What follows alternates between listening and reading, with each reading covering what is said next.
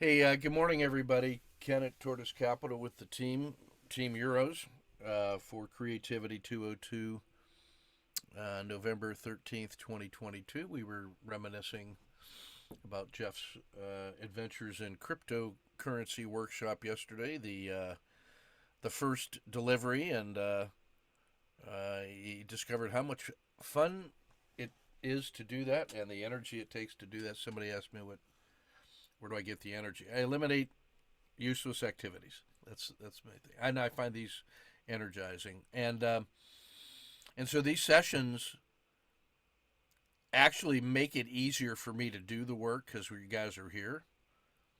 If I were to try to record a session without an audience, it's actually really hard to do that. I need to. It seems like I need to have someone on the screen listening to motivate me. Like I'm trying to record this little 5 minute introduction to this UK organization called Perfect Your Trading,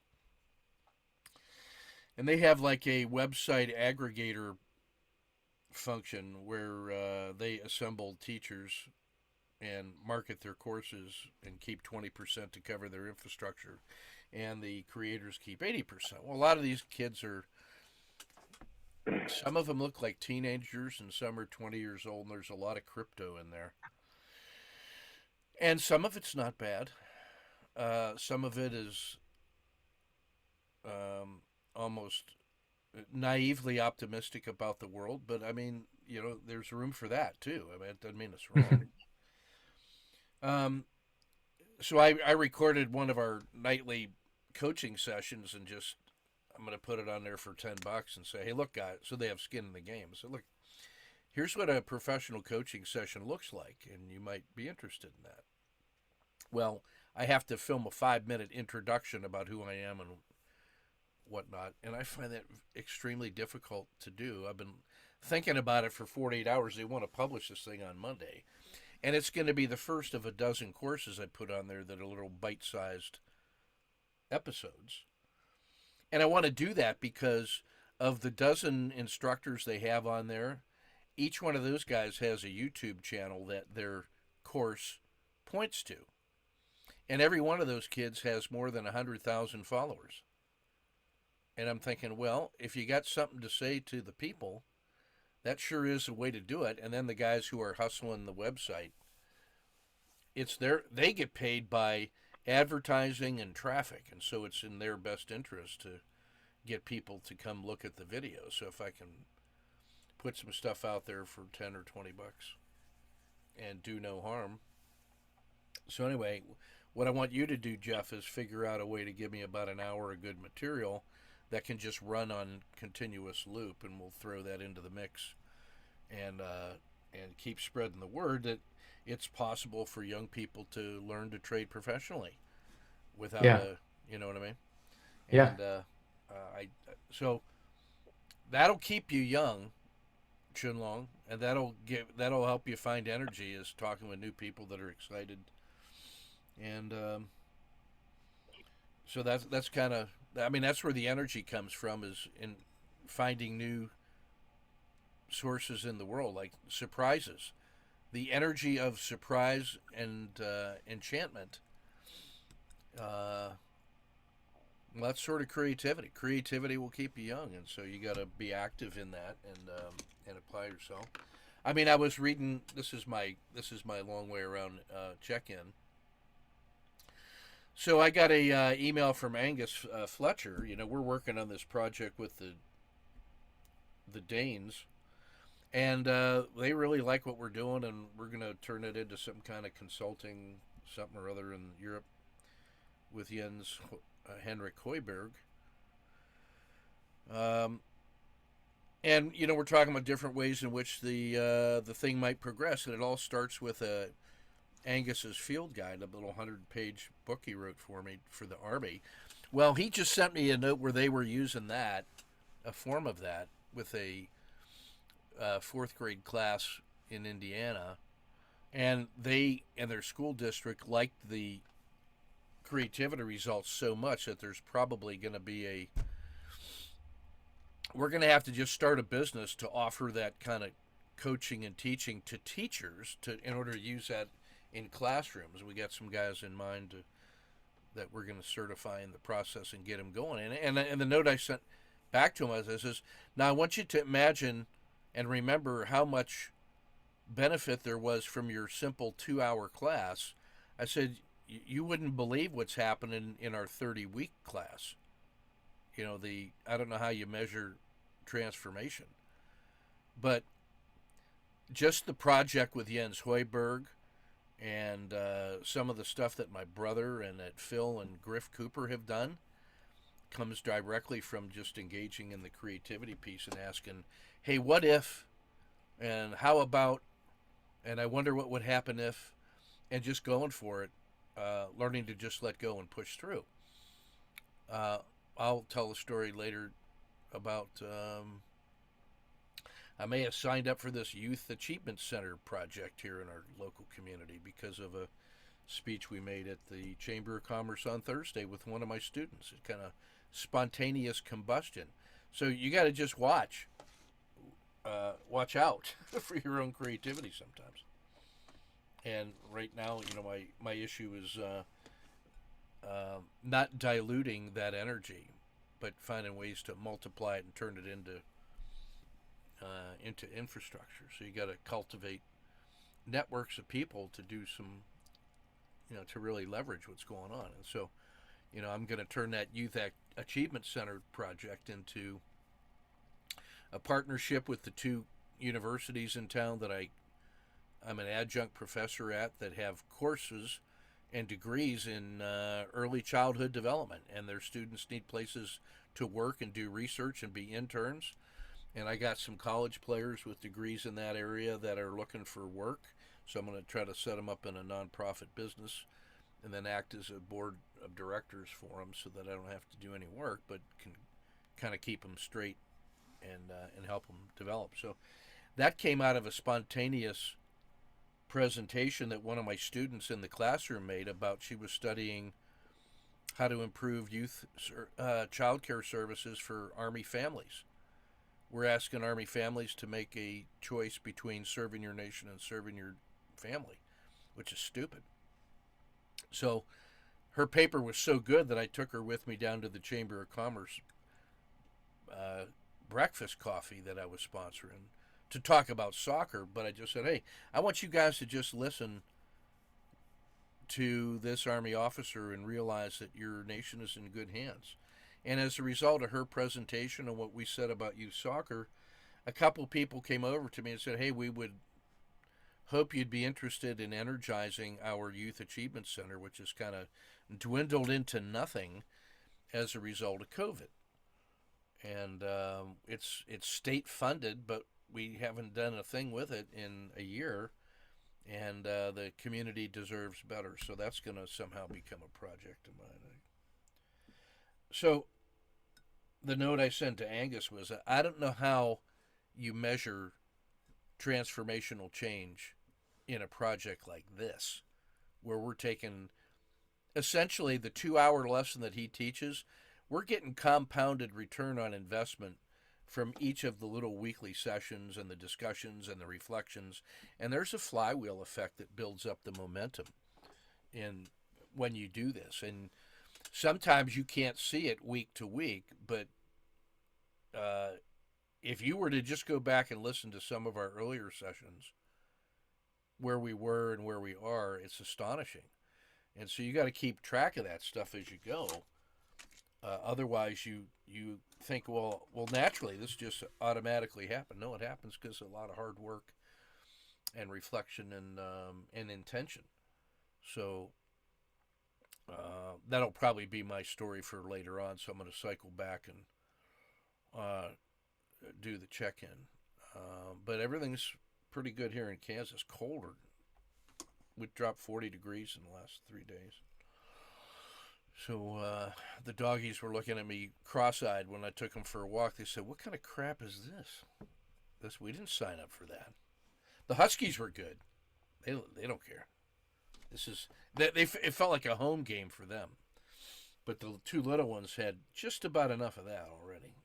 on the short walk. So everything's good here. I'll go in the order in which I see on my screen. Kyun, how are you doing today, sir? Yeah, doing good. Hopefully getting as much energy as you, but it's been it's been a long week. Yeah, But yeah, I'm still still coffee, still need the coffee. Like now it's 4 o'clock, so but great to be here as usual, and I'm sure the energy will flow. nice. I hope. Tom Hardison. Actually, I guess you're Tom too, Tom Hardison. This could be consistent week to week. I'm feeling here too. So it's it's a gorgeous sunny day, 20 degrees, um, and we just are in that winter time and going to descend further into the cold as time goes on. Yeah. But life's good. I celebrated my birthday yesterday, so I'm on to a new revolution around the world, around the sun. Good to be making that next step in life. Yeah, awesome. Tom Sullivan. How are we doing this morning? Happy birthday, Tom. Um, Doing good. Yeah, it's colder here. I was out with the dogs this morning also, but I was the one saying, "Come on, let's go. We need to get done with this walk."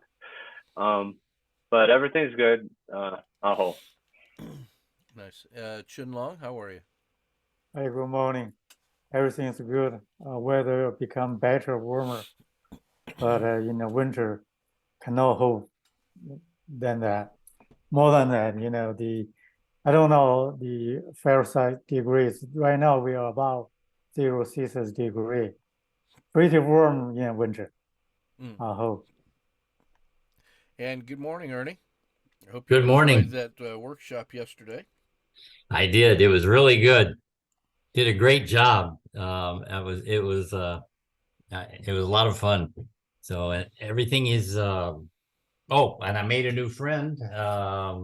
Oh shoot, I've written it down somewhere. Young man from Australia was part of that, and he and I swapped email addresses, and so we're going to just criticize Jeff and Bill. No, not really. I think we're both going to really. We're going to talk about the course. I'm looking forward to talking with that young man. And but it's fun. I really did. Jeff and Bill did an amazing job. I was just so impressed that they were such a great team. You know that Bill has that personality that really comes through, and Jeff is just he's this rock solid base to it. Yeah. Providing the technical details, and they were a great team. It was a fun thing to watch. So really neat. Thank you, Jeff, and thank you to Bill too, because Yeah. I thoroughly enjoyed it, got a lot out of it, and was really glad that I participated. So. Yeah, I mean, both of them just drive me absolutely nuts. Bill is such a uh, enlightened, optimistic, energetic, happy person all the time. I can't even stand it. And Jeff is so technically good, and you put them both in the same room, it's just irritating beyond belief. Can barely stand it. That's how good they are. Good morning, Sonal. How are you? Hello, good morning, good afternoon. No, it's not. It's good morning to all of you, actually, isn't it, Bob and Kim? Over here, yeah. Firstly, happy birthday to Tom. Cheers to Kieran. We're all good over here. Ken, I thoroughly agree with you. Bill and Jeff are like a couple of Labrador puppies. You get them in the room, their energy and curiosity is never ending. So Oh, it's I hear tiresome. you. It is so tiresome. You know what I mean? It is. It's kind of fun, but it's also exhausting at the same That's right. time. But you can't feel bad because you know they're Yeah, so they're light. having fun. Yeah, what you got to Yeah. do is make sure you move all the breakables away from them, and then you can relax a little bit around them. That's what I found. Well, Yeah. good So to have. all good over here. So Uh-huh. good. All right, Jeff, how are you, sir? Good, good. Thank you, Ernie, and well, everyone really for the nice comments. It's hard to know how those things go because you're so wrapped up in just making sure you deliver it to the best of your ability, and there's always a bunch of cleanup stuff, and it's quite tiring, as Ken was saying, right? But no, I think it went off pretty well, and I thank you. Happy birthday to Tom. That's a big one. Yeah, just try sort of in catch up mode over here. Um, but otherwise, all is well. Thanks. I'm going to try to eat my own cooking and just say what I really encourage you to do is figure out how to do a minimum viable product for onboarding new material. Now that you've sort of made a mark on the world and put that stuff out there, you're going to start receiving ones and twos and tens of people come and say, "Hey, we heard about this from a friend of a friend. Can you tell me?" And if you respond to that as one off, at first it's kind of fun, and then it will just be exhausting. And so I've got to figure out how to do a better job of the onboarding myself. Like, hey, here's an introductory letter. I'm going to include like our glossary, a ecosystem of the different websites and links and materials, and hey, if you're this kind of person, check this out and that, and and here's some first steps that are, and then make that easy as a welcome letter, so that so that I can just make that routine. I've been thinking about it for a year, and I just at some point I'm going to do it. But it's it's a lot easier to get in front of that early, Yeah, and you can I can see expect that. you're going to expect more people to do that. I mean, you got to figure out what to do with people that want to take that course as a home study and then send you questions. How are you going to handle that? And then how do you take those questions, record a good answer for them, and then make that part of the course so that you have a growing FAQ? And then at some point, it'll be so large you then got to figure out what to do with all the little pieces of wood that have accumulated. And that's a good problem to have. But get in front of that now and figure out how to put a standard process on that for onboarding, and then figure out what your support resources are. Where do they go to download the materials that you want them to have, which includes a free gift, an ebook, the book you're Right. eventually going to write on this, and then the course material. And that way you can have asynchronous starts, Yeah. and you will save yourself pain and suffering on downstream. Yeah. Well, I mean, just quickly on that, the best bit really was the Q&A sessions that we do at Yeah. the end of little sections, and they were super interactive. I was surprised at how engaged Yeah. most of the guys were. We had everybody up with, primarily everyone with cameras on, so we just wanted to Yeah. get it so that it was like you're being there, and Yeah. people were really supportive and interactive with it, so that made it Yeah. more fun, and there was loads of questions coming through, so that was great. Yeah. Well, what makes the Q&A so interesting, and I'll just uh, I'll share what I'm working with the Danes on the leadership. So I wrote about a 10-page case study about for case study number 1 from the U.S., wherein I described about 5 different episodes of engaging with my sergeants when I was a young private, and then when I was an officer, and what that training and experience felt like. Well, the Danes when they read that stuff, they had really good questions. Like, hey, I don't really understand why your battalion commander came after you like the way he did in that event, because clearly, so things that seemed obvious and normal and natural to me are the things that triggered them. I say, well, why would he do it that way? Why would it be so boisterous and outgoing? Well, there's some cultural reasons. But the Scandinavian style of leadership would have taken a very different approach in their view. So it wasn't until the coming together at the boundary between these two waves of consciousness or awareness of these sets of beliefs that intersect is where the questions come from, and that the way you tell the story is from your perspective, and then they hear it from their perspective, and that generates the questions, and then that tension is what creates the light that allows us to see these multi dimensions. And so I think what I was saying earlier about doing the live audience recordings makes it a lot easier, because there's a switch that flips when you're in the mode of wanting to be understood and trying to be helpful, which provides the energy to make the connections for the answer that you didn't even know was there until their question triggered it, right? And when you're kind of in the recording studio, by yourself, and you have a script, it's that one way energy that you can't not see that, and that's why I generally prefer the trying to record those sessions. And yeah, it's like night and day, but somehow I'll get that other recording done, because my intention is to take the lead for our little collaborative here and get a body of a dozen hour-long best of, let those guys hustle up the thing, and then have the traffic go to whoever wants to, so my intention is to get 1 million people interested in your crypto course. And that's why you got to have a concise entry-level machine that delivers that without demanding your time. So that's sort of the next, I'll conclude by saying that, one of the really useful videos I've seen in the last 3 or 4 years was about a bespoke carpenter. I think I may even talked about it in here, but he makes bespoke chairs, legendary.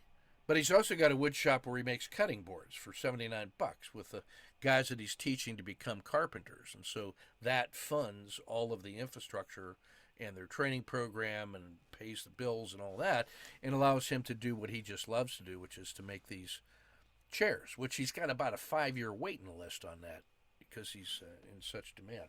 So you got to have a way to process the high quality product for the masses that'll do them no harm and will help the world, at the same time being available for the more in-depth stuff like the one you just did in person, and like almost like a VIP treatment. So anyway, so just some ideas for you there. Thank you. Okay, so I'm going to hit the gong and move us into the circle, and you've heard my stories already, so even though it wasn't fairly sacred. Anyway, here we go, and we're on lesson 21. This one was the tweaker, and the nearest neighbors. So here we go.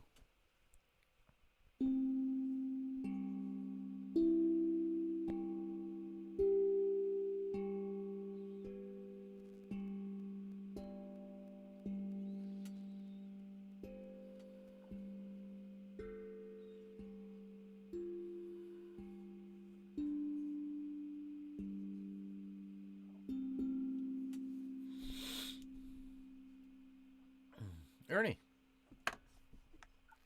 I thought the Jeff's and Bill's program really kind of applied to our lesson. That what they're doing is tweaking the PSAR and other things that I know that they have learned and everything. So for me, that was a great example of our lesson this week.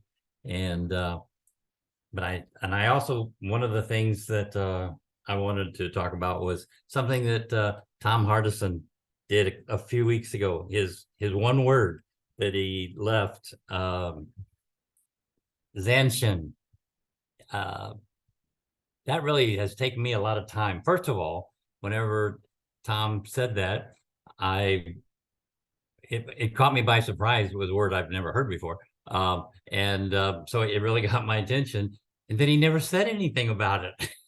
I really thought that was a mean thing to do. And so I had to look it up. I'm trying to, well, first of all, I have to figure out, what did he say? And so I'm trying to look it up on the internet and everything. And I'm coming across something, talks about Chinese donkeys. And I thought, no, I don't have it spelled right. That's not it. So I'm really looking for this thing. And then I finally find it. Zanshin. And I found out that it was, I don't know if, I haven't read the book about the atomic whatever that James Clear, I think, is wrote. I didn't know if it came from that. So it was a fascinating story, you know, about the archery and the master being able to hit the target even in the dark. Another version of the Karate Kid story, but practice, practice, practice, which is the section that we're on. So was really fascinated. And so now I'm worried about bringing it up because I'm thinking, well, did Tom say this in his whenever he had talked? And I really thought, well, I messed that up. And so now I'm afraid to say anything because it's going to be like, well, where were you whenever we talked about that? Were you, did you blip out or something?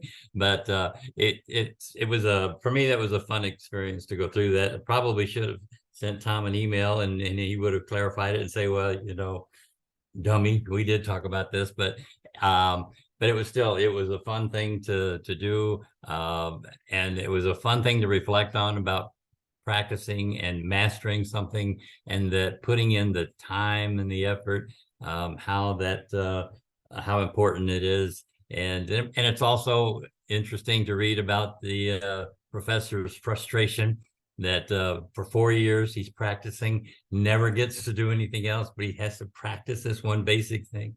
For me, you know, I lack patience. So I would certainly understand that frustration. And I think part of being in the tortoise community, I know that years ago I started, and I was always afraid Ken would talk about something, and I would not. I think I remember I struggled with execution. That what it was there was I think it was a position risk and an execution risk, and I struggled with that. And I'm thinking, well, I'm afraid to ask Ken about it, you know, because he's going to jump all over me and just say, you know, we've gone over this. You know, so kind of like the Army background that I told you once, soldier, you know, if you wanted a mommy, you could have joined the Navy. I figured I'd get that kind of response from him. So I'm intimidated by Ken a little bit.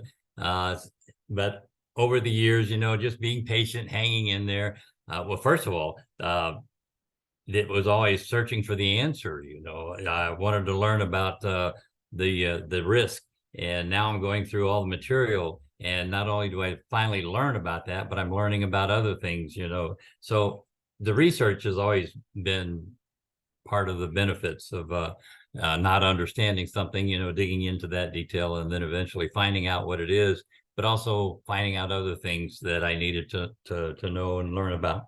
Another thing that I really liked about the lesson when I was younger, I cannot doodle worth a flip. I watch people take notes, and I'm fascinated by it. That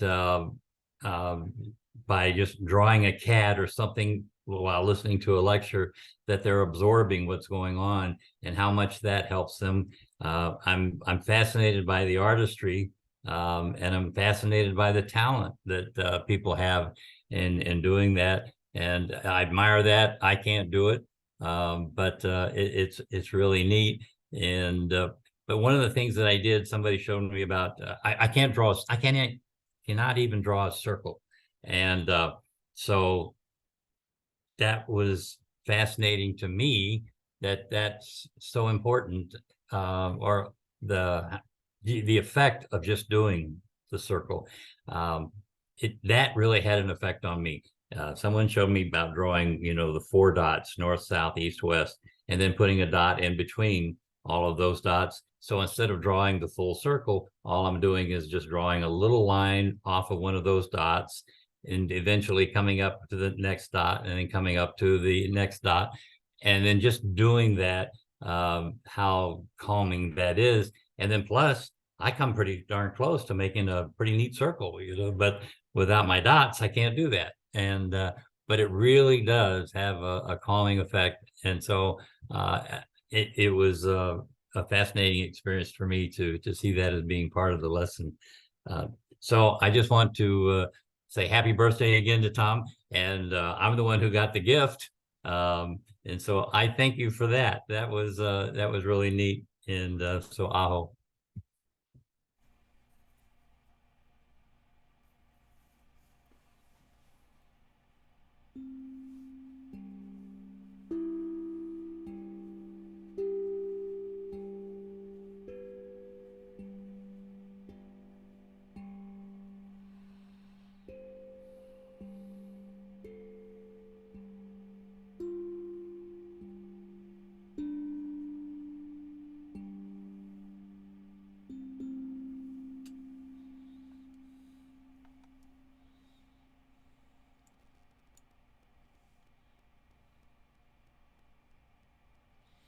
Tom. Tom 1. All right. Tom 1, ready to go. I think I'll go fast because I'm probably not as prepared as I would like to be. But I was going over the lesson, and as I was thinking, it talks about in the lesson how some weaker, put it this way, weaker armies could defeat stronger armies by looking and the strategies they could use to work, and which is like strategies that are recreated in new strategies. Like you could look at a winning campaign and change it a little bit so that it could affect the outcome of and defeat the larger army. And I did not. I don't know a lot about some of the battles, but I mean, if we look at the overall outcome of some wars like Vietnam and say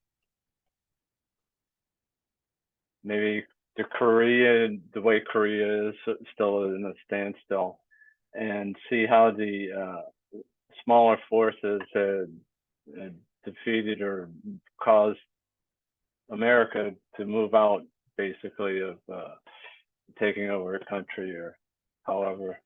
And so then to apply that to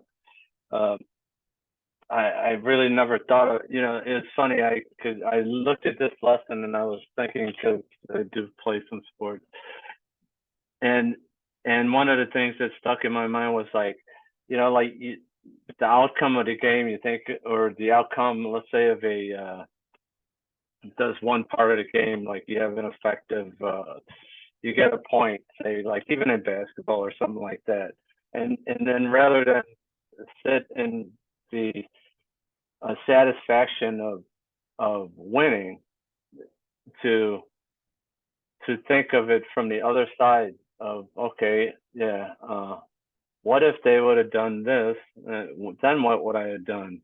That was kind of like a mind-opening thing to me,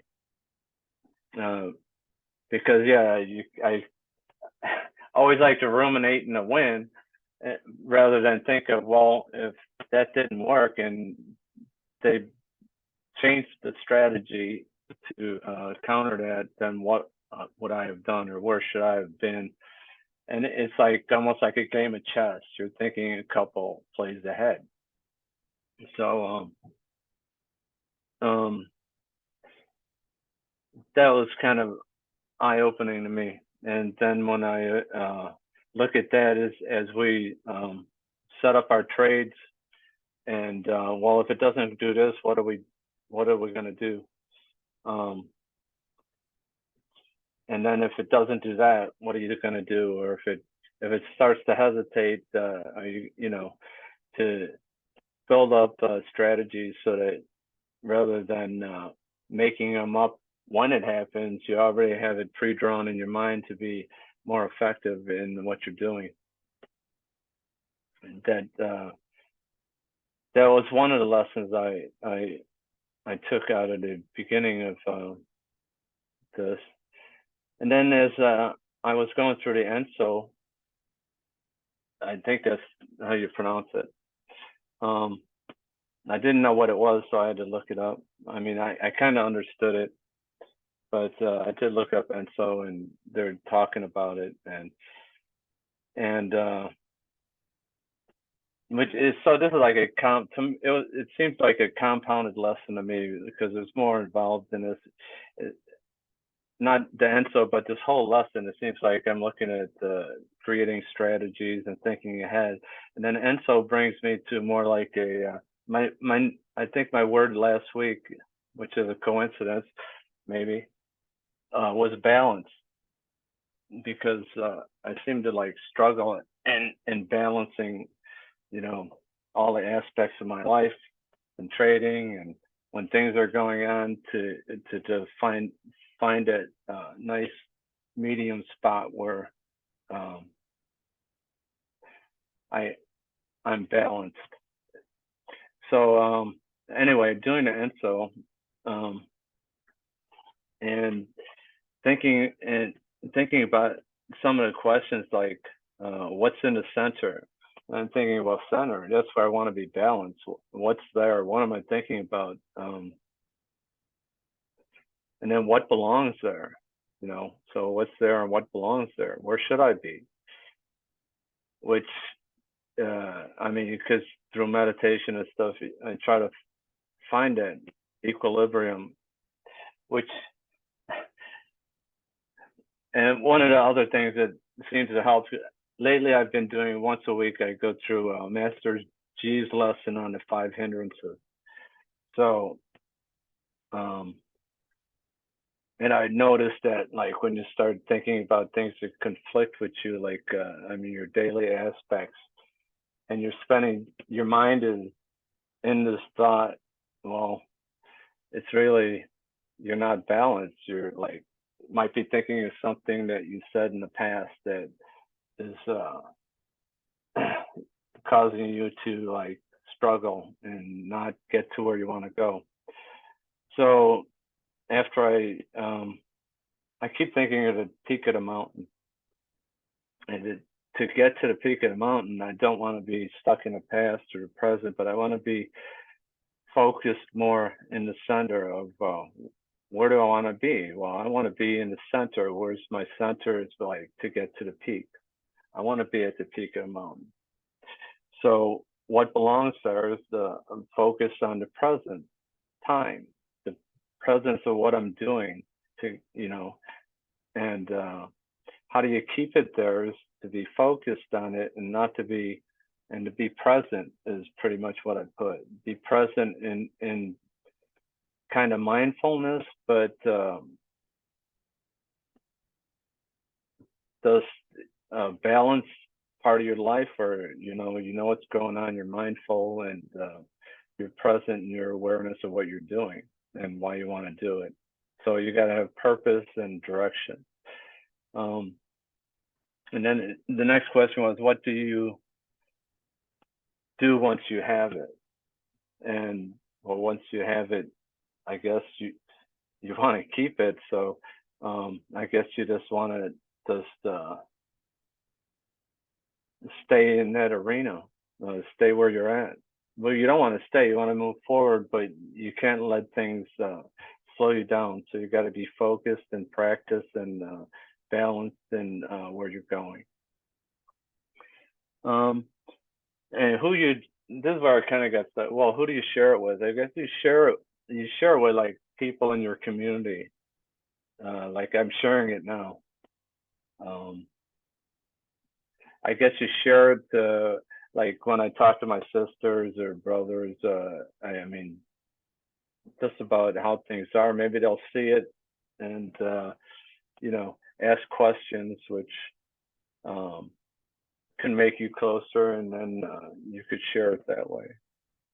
What happens when you give it away?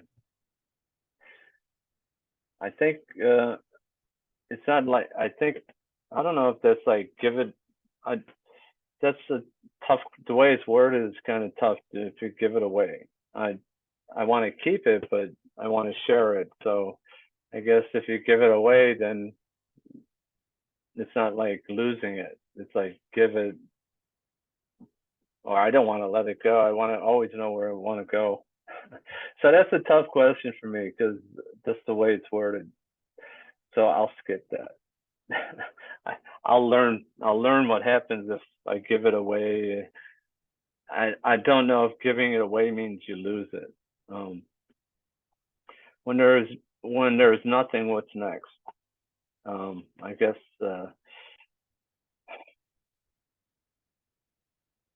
that's another good question that I really got to dig deep for. I think, and I guess that's for me to learn as time goes on, because I don't know how to answer that.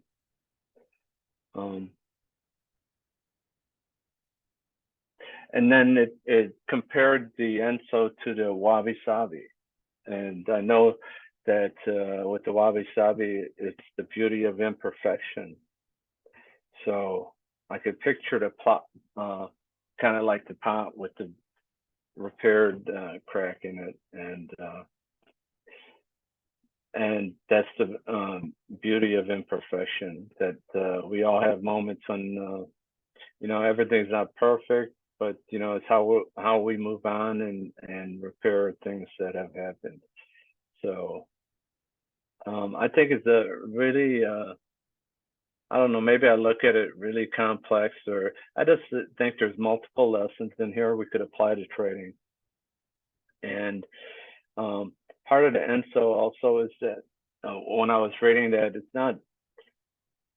it's having a nice areas in your life that are all balanced. Like, I mean, my organization isn't perfect. I mean, if you look at my desk, I kind of got wires laying around and stuff, and I'm thinking, I just need to clean this up so that when I'm ready to start something, trading or something, that I have a nice area, and I'm not, if I gotta move something or do something, I don't want to be infringed on or have something in my way to make it complicated. Just make it nice and even and make things work.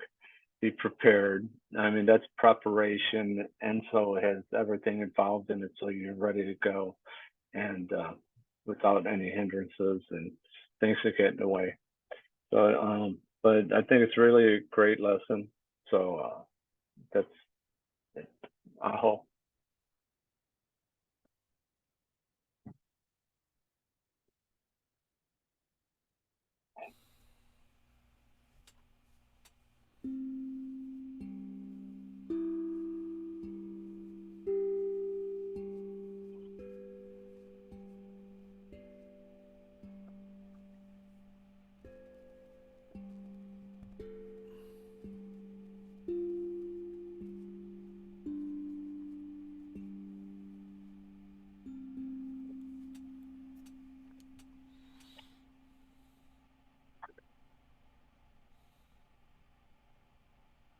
So no.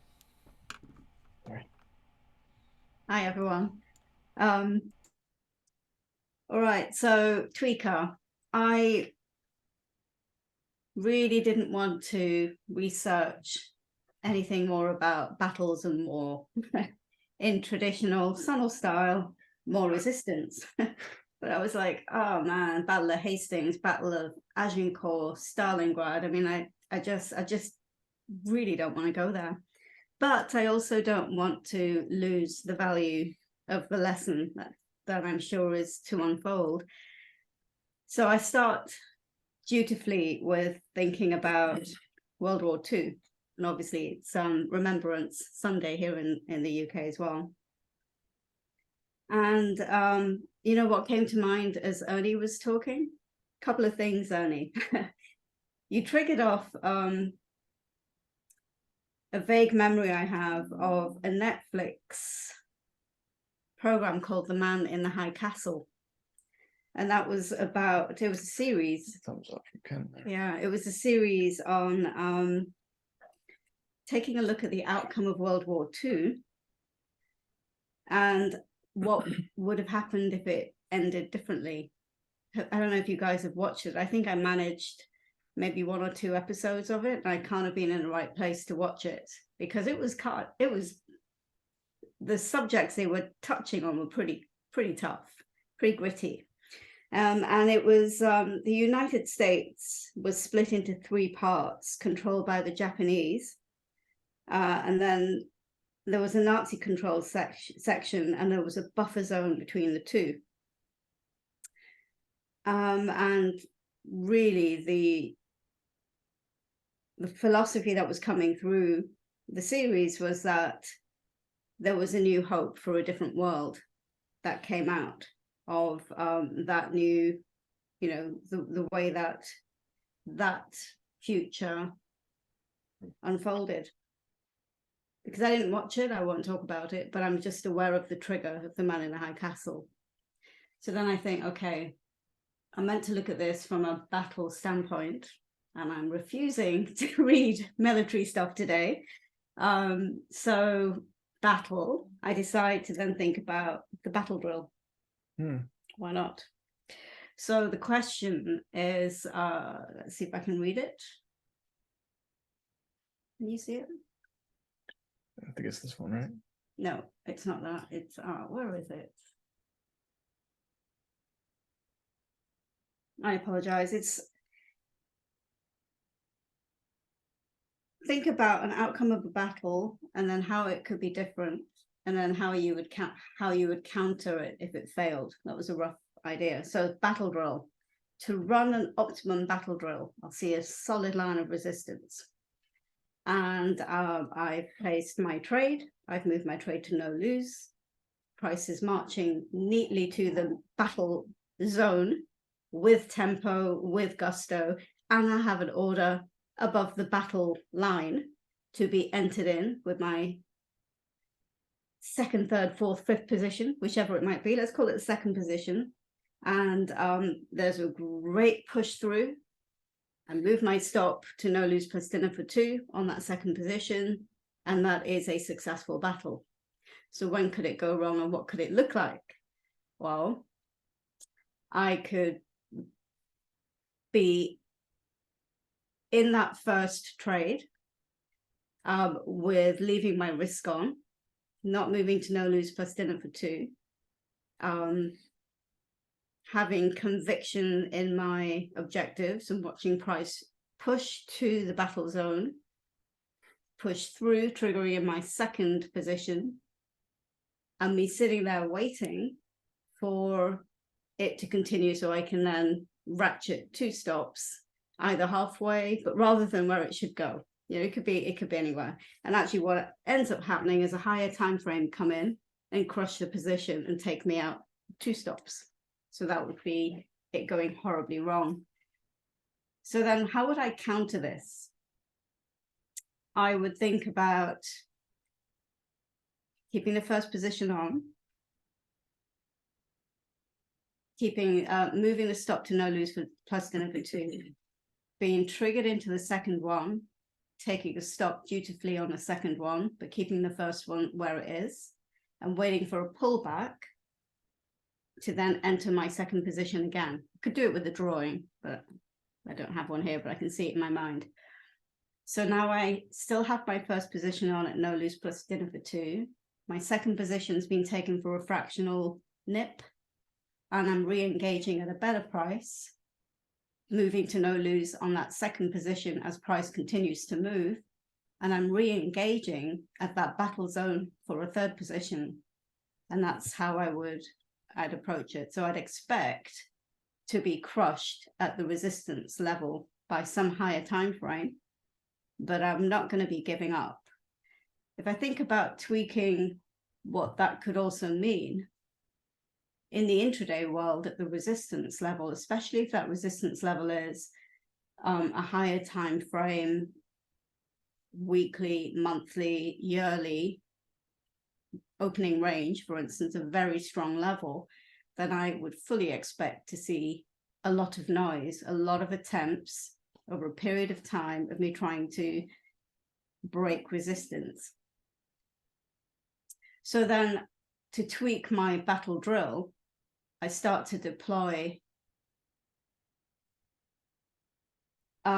rules around how often I'll engage and what time period I'll leave between my attempts. So I could say something like, to keep it simple, I'll give it another 10 or 15 bars and I'll reassess before I redeploy and have another go at this. Or I'm allowed, in Ken's world, a maximum of the 4 bullet rule. I've deployed 2 bullets. I've got 2 more bullets left. As long as my bulldog's being paid and I've got something in the bank, I can redeploy 1 more. But I've got 1 in the back pocket. I'm not going to be fully leveraged.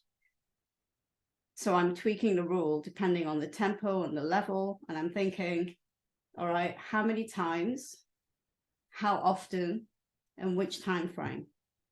And often I'll tweak and adapt according to, that really scientific flashcard rule. That flashcard, is it looking like a flashcard, like the kind of flashcard I want to trade? And if it's not, I'm switching timeframes until I see it. So it might just be a hot mess on the 3 and the 5 minutes, right? But it may start to look really neat and elegant on the 15-minute or the 1 hour or the 2 hour. Great one was I think it was everything this week. What a great week. But the one that comes to mind was gold. Oh my gosh, I couldn't stop myself sending an email to Ken this week because we had just that. We had an SQC condition on the 30-minute chart for gold, which broke out and became a hugely strong run on the 2 hour. And if that wasn't enough, you would then, and I'm kind of going like this because I can see I have like the weekly, the daily, the 2 hour, the 30-minute. So each time frame was starting to align through these resistance levels. But up until this week, it was just a mess. It didn't matter how many times you tried to trade that thing. Kean's nodding, you know our friend gold.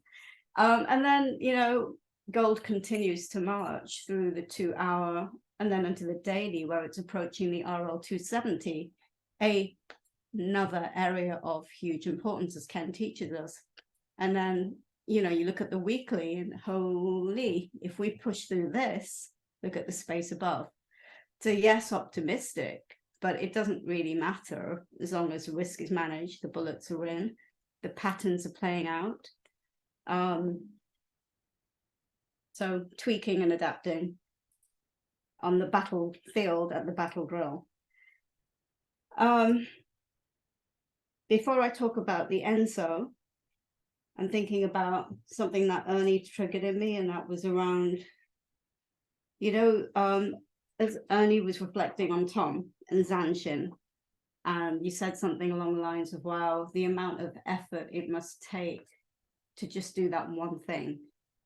And it could become tedious, and it could become where you're not getting much joy out of it, or thankless. But you keep doing this thing in the art of the samurai, in the art of whatever bowl making. And you took me back to a Japanese knife shop that I walked into here in London, because I've always wanted really nice Japanese knives. And I came across an Indian man who looked Japanese. He had like really long hair and he had a neat ponytail. It's just beautiful, beautiful hair, beautiful like presence about him. And I'm wondering why are you selling Japanese knives, on Baker Street? And the guy's like, well, this is my shop, and I trained in Japan in the art of making Japanese knives. And he went on to tell me that the individual that he worked with was basically a national treasure. That was a title he was given by the Japanese government. So the way it works is you don't know how you make your way into a craft as an artisan, but this gentleman did. You have to be accepted by the master. That they have to accept you as a student.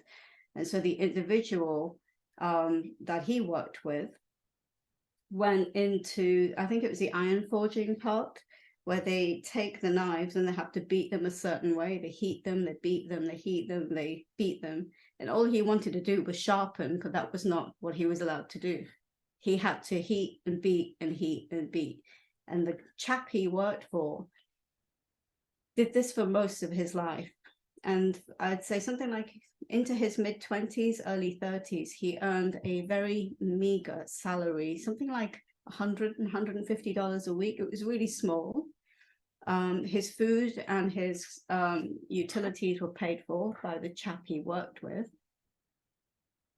But he was not allowed to call himself a knife maker or a, you know, he wasn't allowed to call himself anything with a title. He was just that person who heats and beats and heats and beats and heats and beats.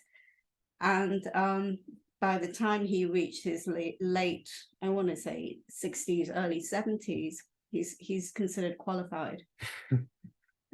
And by the time he took this Indian guy on to work with him, he was recognized by the government and received a certificate recognizing him as a national treasure. I mean, how beautiful is that? So this guy got to work with him and told us all about these knives. So Ernie, you took me there for some reason. I don't know how, but you did. Thank you. Enso. So this was an interesting one because I am teaching myself to doodle. I am a prolific note taker, and my notes, I, one day wish I could take those concise Cornell notes, but they take a lot of effort from me to produce. I'm more in the transcription world. I can hear what people tell me and I'll write it down with my annotations, and I'll have a transcript. And in that way I pay attention.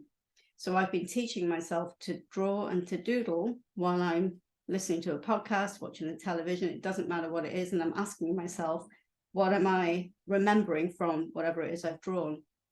So with this enso exercise, here is what my answers became. I'll just pull up the questions. So what is in the center of your enso? Enso, I don't know how to pronounce it. So the first word that came to me was sanctity. So, and it's also sanctuary. That's what's in the center of my enso. And what belongs there in my world is just peace of mind. Just absolute peace of mind. How do I keep it there? And I believe I keep it there with breath, so by breathing. And what do you do once you have it? Well, guess what? I hold it. I hold it for a moment, but I hold it.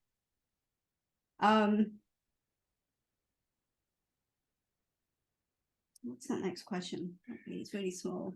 What Need glasses. Who do you share it with? Who do you share it with? Well, actually, if I go back to what do I do with it once I have it, I'm holding it. I'm pausing. I'm trying to enjoy it. There's days I enjoy it. The other days I'm anaerobically existing, but I'm holding it. Who do I share it with? This is going to sound awful, but nobody. I don't share it with anyone. But then, paradoxically, I share it with everyone. If that makes sense. What happens when you surrender and you empty yourself? Well, I breathe out. And when there's nothing left, what's next? I just have to wait for it to regenerate again. And before I aho it, I'm going to go back to tweaking this. I'm going to tweak this whole exercise because I realized, holy shit, how selfish am I? You can't just say what's in the center of your enso. It's just me and my peace of mind. So then what else could be in the center? So I'm going to say community. And what belongs there? Then it's going to be like-minded values, people, like-minded souls, collaboration, striving, just the betterment of what we have today for the next generation.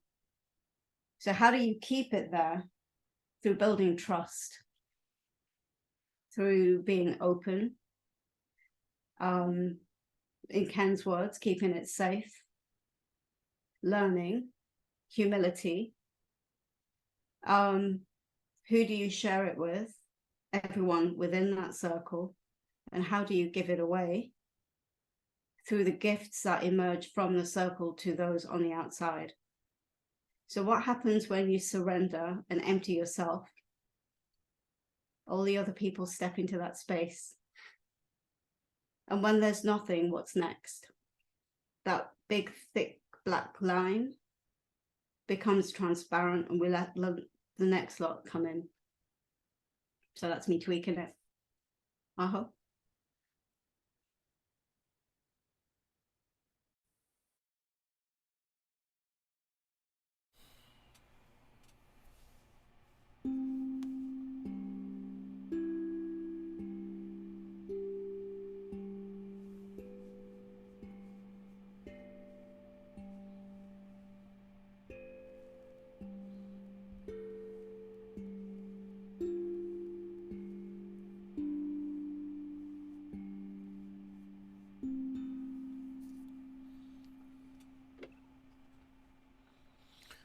Chun Long, then Kyun. Sorry, Ken. Okay, hi everybody. As usual, I talk about what do I want to? I talk about my work in progress. So the word of week last week is simple. I thought about that.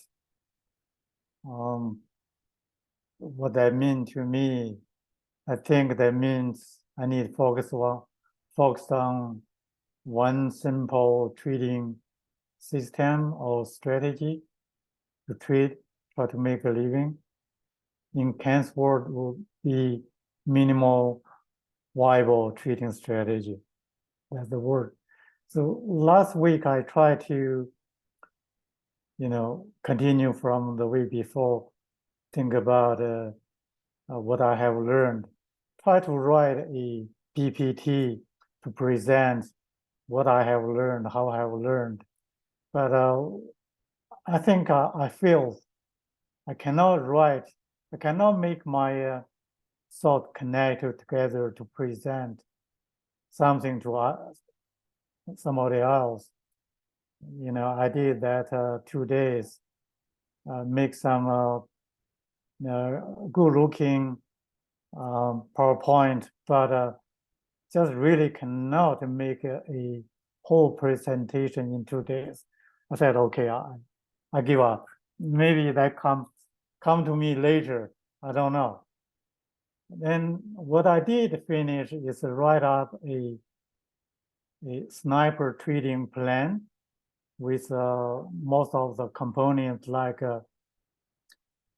position sizing, exit, entry, money management, journaling, all those stuff. Last 2 weeks, we have a new learning group led by Damon. He participated in Ken's nightly podcast. So I post my trading plan to that group. Hopefully get some feedback from them. That's what I really finished last week.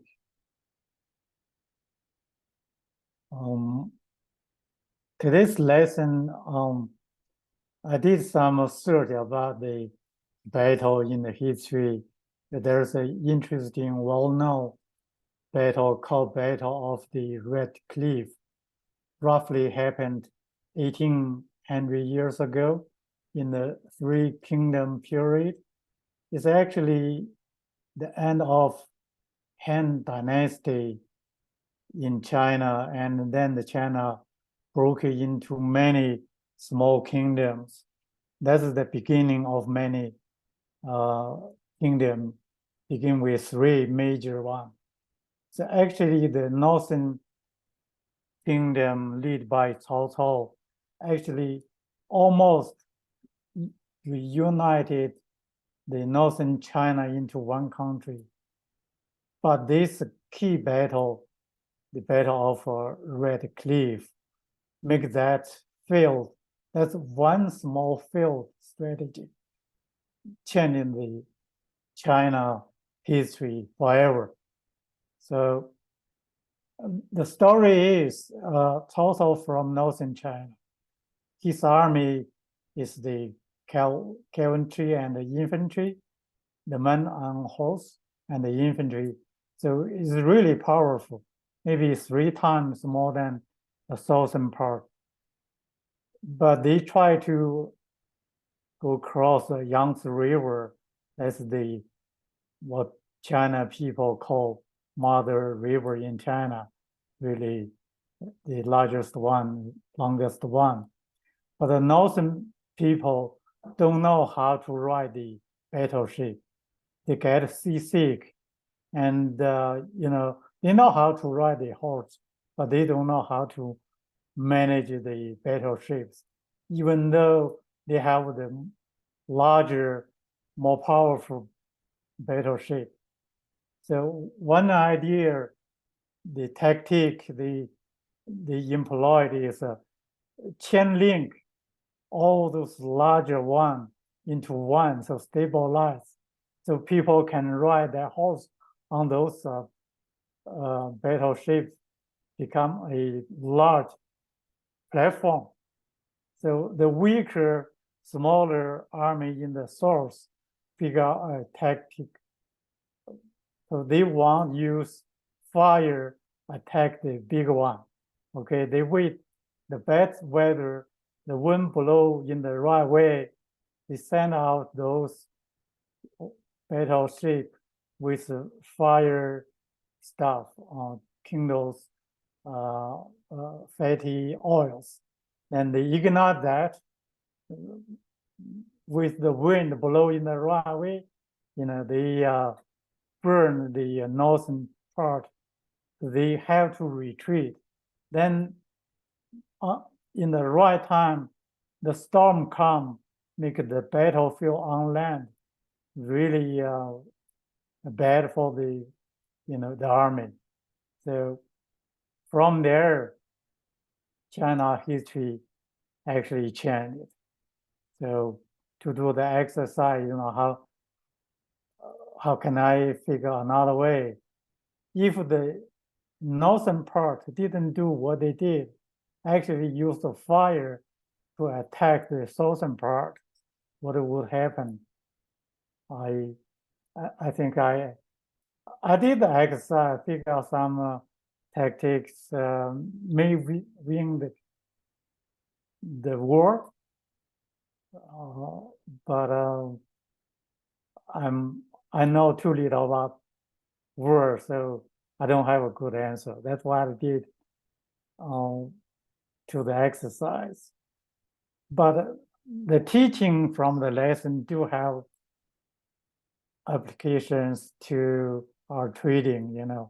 What if, if I did like so now, make it the point, what if I raise my initial stop to no lose to dinner profit or 2?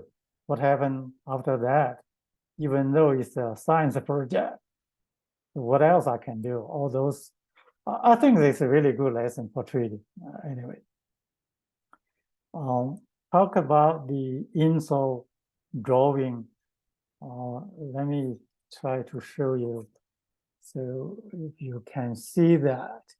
So I try to make a circle, right?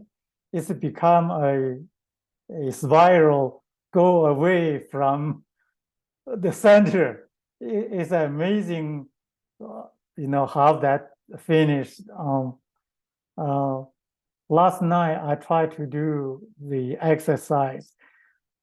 Ken said, when you mind in the right state, how do I know my mind in the right state? I only know I cannot do the exercise last night. This morning, in the really early morning, I thought, okay, how do I know my mind in the right side? I remembered I used to listen a music. So I put on that music, just let my mind flow. So I finished the exercise before I read my answers. So I just want to talk about, in the past year, the really shocking events for me is the pass away of Dr. Van K. Sapp. I participate in the Super Trader program. He lead me into the spiritual world. Lead me to think about just want to see. I just want to see, it's a Dr. Van K. Sapp lead me into the way I thinking, the way I answer today's lesson, the enso lesson. So now I will read my answers. So it's kind of a spiritual way to answer that. I realize that. Also, I try not to make my answer in the logical way. Logic may not work to answer all those questions. Okay, I read it. What is in the center of your enso? It will be my core beliefs. It will be my values for me to defend. So to defend my value. That's a next question. What belongs there? Other than my mind, nothing else belongs there. Even my beliefs are not there. Only the power of thinking belongs there. The power of thinking is not the right word for that entity. It will be my higher self. My higher self resides in my heart. Next question, how do you keep it there? So how? Ask who is my true self, who I am, what I am. Is it my beliefs? Is it my values? Maybe none of those. What do you do with it once you have it? There's no logical answer to this. I keep connected with it. With what? With whom? I don't know. What do you share it with? Who do you share it with? So those resonate with me spiritually. Those are people I will share. I do believe in oneness or not. Do I really believe in oneness or not? So next question, how do you give it away? I could not give it away. The power of vibration will find a way out. Because I cannot, but the power will get out. I do believe in law of abstraction. Whoever vibrates with me will get it. That's called the law of abstraction. What happens when you surrender and empty yourself? When I surrender, I become more creative. Novel ideas come out, often surprising myself. When there's nothing, what is next? Only consciousness exists, nothing else. That's the answer. I don't know, there's a logical way to see it. That's just my mind. when I listen to the music, all those answers come out. Anyway, I think it's a good spiritual exercise for me. I will try to follow the instruction, try to find out what happened next 7 days and next 30 days. I hope.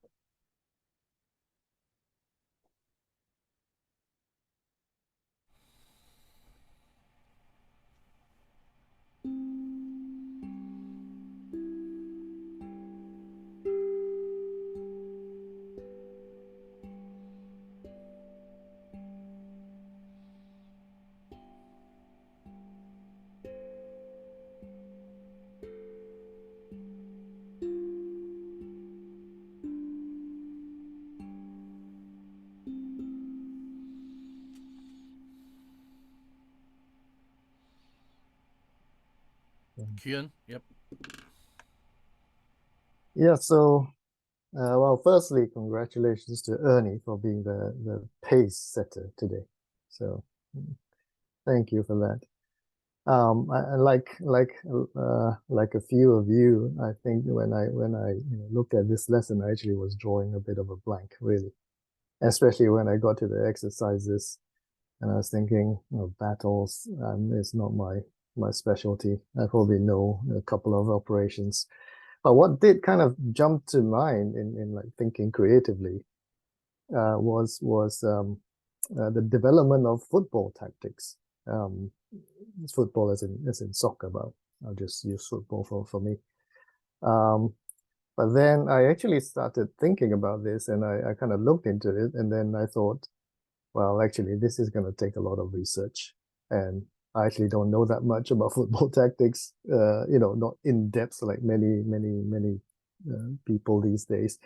But I'm really interested in it. So that's going to just take too much time, and I'll probably lose everyone, most of you, but except Ken maybe. So the story you're not going to get this week is the development of football tactics. You're not going to hear about how in the early days, we started with 1-3-7 forwards. These days, you have 4 in defense, 4-3-3, 3 forwards. So you're not going to hear about all the history. You're not going to hear about Johan Cruyff and influence on Pep Guardiola, who has a big influence on the game these days. So that'll be for another day. So I did then kind of look at the write-up. It's not a story anymore, and I picked up a few things from there which I'm going to talk about. So what I picked up was like, it says that the best strategies are the ones that are already ready to go. They're automatic to execute and inspire immediate confidence that builds when they unfold as practiced. So like Chandong, like many of you, I'm using, I'm learning Ken's kind of strategies and systems, and I think that it's good. I think it's almost packaged like kind of ready to go, meaning you have a certain framework, which is like the RLFF framework, and then now you have the sniper, which is kind of it just uses a smaller subset, and it's kind of standard. It's kind of something that I think just can be used. It can be rolled out quite easily, I think. Anyway, so and other things like, so now you mentioned the 2-hour battle drill. I thought, well, that's really good. What I found from all this is that actually I can actually take those things and probably use them quite quickly. Not that I'll use them successfully. That's another thing. And then I actually had the words minimum viable product, which Ken mentioned, and somebody else, Chano mentioned also. So I think that must be my lead for what I should talk about this week. There's the approach I'm using is really like a do, learn, and do. So I need a minimum viable product to actually get my feet wet, to get in there to be trading or paper trading, as it were. Otherwise I might just, I don't want to be spending time learning what theory or whatever it is and not actually doing there. And how I suppose this then feeds into the lesson is that the do, learn, do is really to just get whatever you need to get in, take the first step in, and then you start tweaking it. If something doesn't work for you, okay, you go and look at what's not working. And one example is so I started trading just using the let me see what I wrote down. I think the basic one is RL10. Then there's a baby dragon. Then there's a dragon. I think with those and the PSAR. I think with just those. Is that the sniper with just those? Yeah, okay. You can get into it, can get into a trade, can get exit with that. So with just those, I can start trying to trade. And when I first started, I only knew like 2 or 3 patterns, right? One of these was like the SSC, I think, and the other was the kind of collapsing dragon. And I knew about Carter too, so, and the WMB3. So my first trade, I think, was just with the WMB3 because I always look for the moves that when things have come down and it's going to reverse, and that's what I was doing. But doing that, what I realized was I have to move. I'm missing the early move, especially if the early move was a quick down move.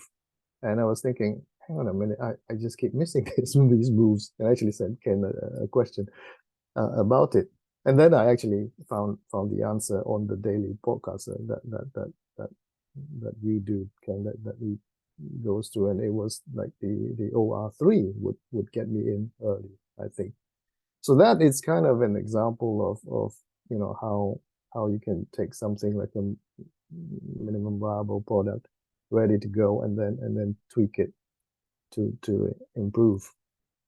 All right. So let me see what else I can say about that. I've really just covered most of my notes already. Oh, and then one thing that I did think of, like the sniper, can I strip that down even more? Can I make that can I make it even more easy for someone to use? And I thought of, yes, if I were given really a list of symbols from 1 to 5, and what 1 to 5 symbols that, if someone who's never traded, not familiar with any symbols, I mean, when I say symbols, I mean the kind of equity or the forex or whatever it is, that you can package up and say, look, take these ones generally have moves that are tradable, and you can start with that. Choose one or choose 2 or 3 to monitor. Because my problem now is understanding and finding the movers. I've got to go through a daily report, and I'm not quite set up for it. So I suppose that's one thing I thought of. Yep. And then let me see.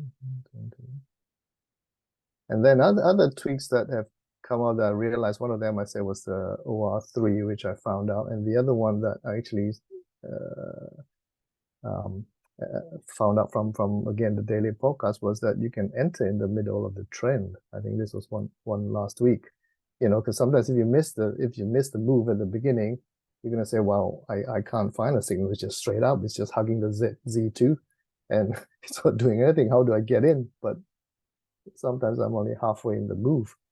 But I think one of the lessons, like or feedback this week, was about entering in the middle of the trend.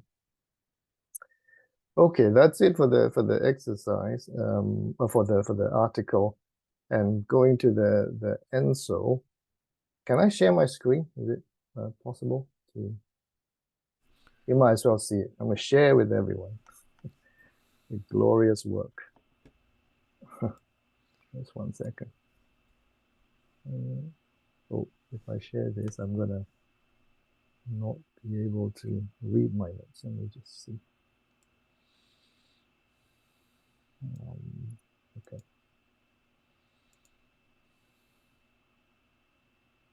Can you see this? Can you see anything? Okay, cool. Right, so this was my first go. So it just with the highlighter. I don't have a calligraphy brush or anything. So the broadest thing I could find was a highlighter. So that was my first go, and actually it's quite meditative, if you like, or it's quite mystical to me. Just doing this. I didn't go through and answer all the questions. What I did, or some of the thoughts that came to me as I was doing this, or before I did this, or after I did this was, it says is that you do it in one fluid, expressive stroke, and that kind of reminded me, actually, of Van Shin, of Tom's word from when I seem to recall something about archery, and that you got to practice and really, really do all that, and just a simple thing, but again and again and again, I seem to recall that. And it seems to be speaking of something like this, to get to the place where you can draw a circle like this, it must be years of practice, and also of really the state of your mind, right? I think it's something to do with the zero state, or maybe the Bushido, the way of the warrior thing, where they are just, when they fight, they don't, there's no thought anymore. It's just action, but they've got themselves to a place. So that was kind of in my mind when I did this. Anyway, so I did this. I didn't answer all the questions, but I kind of reflected on it because this one was drawn like anti-clockwise, and it's closed. Does that have any meaning? Of course, because the way we always were taught to write in the Western way, you write an always. That's how you do it anti-clockwise. Except for my son, who does it the other way. Nobody taught him, but there you go. So I think there's something in that, but what it says, I don't know. And then I actually felt quite, when I saw this and I read the question, what's inside, and I didn't have an answer for that. But, and then, this is closed, and I felt kind of uncomfortable with it being closed. And then I kind of imagined, well, I like water. I feel that water is flowing in and out, but it's not out of the sides because it's closed, but it's flowing in and out of the kind of plane, as it were, like, towards you and away from you. So, and then I got to the last question, which is, when there is nothing, what is next? I thought, wow, that is really deep. I actually don't know, but it sounds really, really, really deep. What is next? So then I drew another one, and I drew it open, and that felt really more comfortable for me, as if this is quite, it's free, and there's interaction between the inside and the outside of the circle. So there's just this interaction. You're not keeping anything inside, but a kind of sharing, or maybe you're receiving something from outside and then passing it back out, And the last one is just, I tried drawing this the other way, just like a clockwise, and it just marginally open. And it felt really like counterintuitive, as if, you're being a rule breaker here, being unconventional. So those are the kind of things that kind of, came to me as I did this exercise. Anyway, that's it for the, how do I stop sharing? Yeah, that's it. Except I have one question that I think, which I think Sonal mentioned, and I actually had it written down this week. What is SQC? What does it stand for? So anyway, that's for the end. Sideways Quiet Channel. Okay. All right. Aho.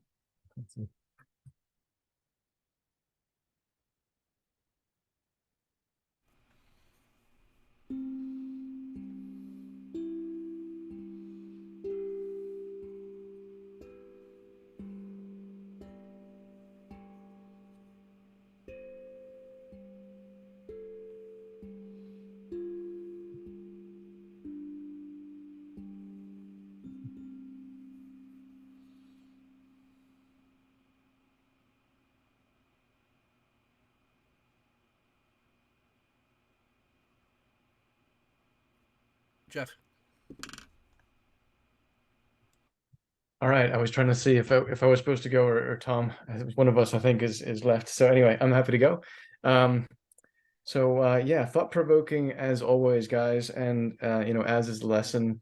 I was trying to think through, and I quite like the lesson in general, but like Kyun, I'm not really up to scratch well on military battles and that sort of thing. But then I thought to myself, well, what do I know? In real simplistic terms. And I thought, well, there's the Trojan War. And in fact, we talked about this on one of our previous lessons. And then it only occurred to me, well, let me get back to that. Something occurred to me as we've been chatting here today, as it often does. But I was thinking along the lines of the Trojan War, then I had to go and just do a little quick read on it to make sure I wasn't going to screw something up and say something that was, incorrect. And it seems like the Trojan War is, one of those things which is was originally sort of laid out as fact, as in like history, and then it was sort of like almost debunked or taken as, no, we don't really think that happened. And now there's some evidence was found, and now, well, maybe it did happen. So it's that sort of like, it's somewhere in between the two, I would reckon, right? Something probably happened, and it probably didn't happen exactly as the way that we all sort of understand it, having been laid out. But my thinking was around, exercise 2, which was, studying a historical battle where a weaker army defeated a stronger one through a superior tactic, and then trying to figure out where, what if something went wrong? This is my little slight tweak on the exercise. So I'm thinking about the Trojan War, and the war had been going on for a long time, and then I think it was Odysseus gets this idea, let's throw a bunch of guys into a horse. The horse will be, it was sacred to the Trojans, I guess. So let's make a beautiful horse, and we'll offer it as a gift. We'll put all these guys in the belly, and then they can come out and sack the city and kill everybody, right? Finish the war. So what would be the tactic to how would you counter that if you kind of saw it coming? Right. So, and let's not think that nobody saw it coming. I'm sure, and even just doing a quick read just on Wikipedia, right? There were people who had different views of what should have been done with this horse. So, what if the Trojans did something else as opposed to just sort of like accept it as a gift, or even just sit on it for a while and delay? And actually, apparently what they did was celebrate the end of the war because the I think it was the Spartans, right? The opposing army had basically, they gave them the horse, and then they abandoned their camps and burned it, and then they just left. So it was kind of like they'd just given up on the war, and then here's a gift, and let's just call this done because it's been 10 years and it's been a pain. And so everyone was celebrating because the war was over and we got this gift and we don't have to do it anymore. And then, of course, in the middle of the night, there's a signal, and the guys come out and they sort of get to everybody. So what could you have done otherwise, right? What could the Trojans have done otherwise? The first thing that occurred to me was burn the horse, right? You got all these guys that are like, all kinds of things could have gone wrong with that plan, and the guys that are in the horse must have known that this is probably a bit of a long shot plan. The chance of kind of getting killed on this are probably pretty high. But if I came out of it, I'll be a hero. And if I don't, then I'll be a hero, even though I'll probably be dead, right? So, burn the horse. And apparently they got people considered that. That was one of the things on the table. Another one was some people wanted to roll the horse off of a cliff, because I think they had it on little wheels. And how do you get this big heavy horse and they had it on wheels? And say, oh, let's bring it up to the cliff and just shove it off, right? So all of that could have been interesting. To call the bluff on, I don't trust this horse thing. I don't really trust those guys that we've been warring with for all this time. So, and then how do you counter the counter though, right? Because if you're, say, Odysseus or whoever it is, if I've got the facts wrong, you're gonna say, well, these guys are gonna call my bluff and burn my horse with all my guys in it, probably, right?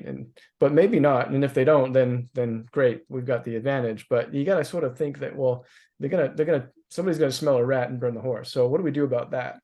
And I started thinking, well, what would you do? Like if you're Troy and you burn the horse, what do you do then? You burn the horse and then, or you could have just taken care of all the guys in it and not done anything about it, right? Not knowing that there was this whole plan to signal, and then the guys are going to come back out and then come to the city and continue sort of sacking it the next day. But if you accepted the horse, maybe didn't burn it in case somebody was watching, but if you maybe just killed all the guys in it and then sat on it, and then maybe sent out some scouts to see if, what's actually going on out there. Let's pay attention, and then see if you could, sort of counterattack them from the back in some way, or, try to coerce them to come in thinking that they have the advantage, and then get back to them. I'm not an expert on military tactics, but you can just get the idea of, man, that could have gone all kinds of different ways. And who knows which way it actually went. We're probably just talking about mythology here. But it's still a good exercise. And then I started thinking back to a lesson that we had before, which was, I can't remember which one it was now. Ken will probably remember, but one of the lessons, I think, was talking about the Trojan horse, and that it wasn't a brand new tactic when the Trojans did it. They basically grabbed it from, and I want to say Persia. Was it Persia? I think it was Africa. Africa? Okay. Yeah, you're right. Yeah. So, that was not a new tactic. And that made me think, oh, hang on a second. Basically, the whole thing was a tweak in the end, right? So this was, well, let's take a tactic that we'd heard about maybe before, and then we could tweak it a little bit. We'll put some guys on a horse. They'll like that.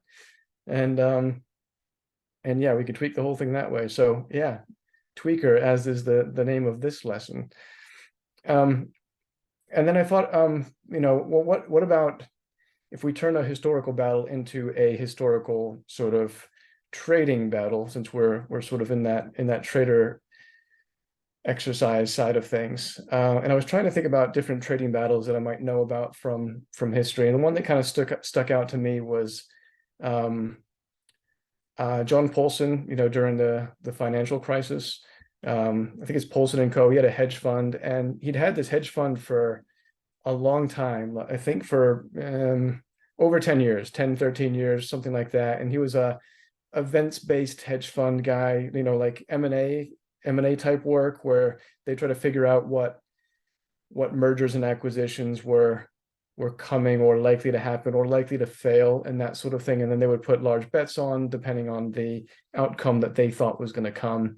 And then once that outcome was either proven correct or incorrect, then they would cash in and look for the next one, right?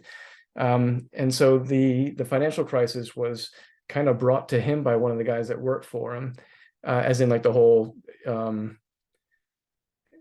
all of the things that led up to the financial crisis, right? The mortgage-backed securities market going a bit crazy and not being policed very well, and risk management sort of thrown to the wind.